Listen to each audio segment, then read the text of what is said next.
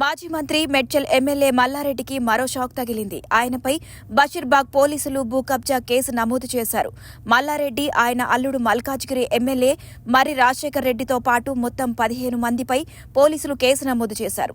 Hyderabad జీడిమెట్లలో survey number 82లో 33 గుంటల తమ స్థలాన్ని మంత్రి మల్లారెడ్డి కబ్జా చేశారని, తమ స్థలంలో ఉన్న నిర్మాణాలను కూల్చివేశారని తాజాగా సాఫ్ట్వేర్ ఇంజనీర్ షెర్రి శ్రీనివాసరెడ్డి ఫిర్యాదు చేశారు. దీంతో బషీర్బాగ్ పోలీసులు మల్లారెడ్డిపై 7 సెక్షన్ల కింద ఎఫ్ఐఆర్ నమోదు చేశారు. కాగా ఇటీవలి కాలంలో మల్లారెడ్డిపై వరుసగా భూ కబ్జా ఆరోపణలు వెల్లువెత్తుతున్నాయి. ఈ నేపథ్యంలో తాజాగా పోలీసులు కేసు బుక్ చేయడంతో ఆయన అరెస్టు తప్పదా అనే చర్చ రాజకీయాల్లో నడుస్తోంది. అయితే సుచిత్రలోని సర్వే నంబర్ 83కు సంబంధించిన వివాదాస్పద భూమిపై రెవెన్యూ అధికారులు ఇటీవలే తెలంగాణ హైకోర్టుకు నివేదిక అందజేశారు. 33 గుంటల భూమిని మల్లారెడ్డి కబ్జా చేసినట్లు ఆ నివేదికలో రెవెన్యూ అధికారులు స్పష్టం చేశారు.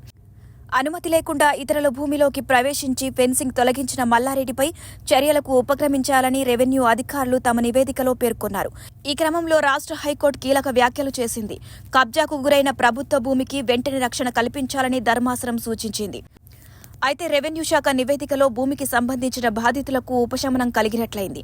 అయితే తమ భూమిని కబ్జా చేసిన మల్లారెడ్డిపై చర్యలు తీసుకోవాలంటూ బాధితులు హైకోర్టును ఆశ్రయించారు. ఈ క్రమంలోనే తాజాగా శ్రీనివాసరెడ్డి పోలీసులకు ఫిర్యాదు చేయగా వారు ఎఫ్ఐఆర్ నమోదు చేశారు.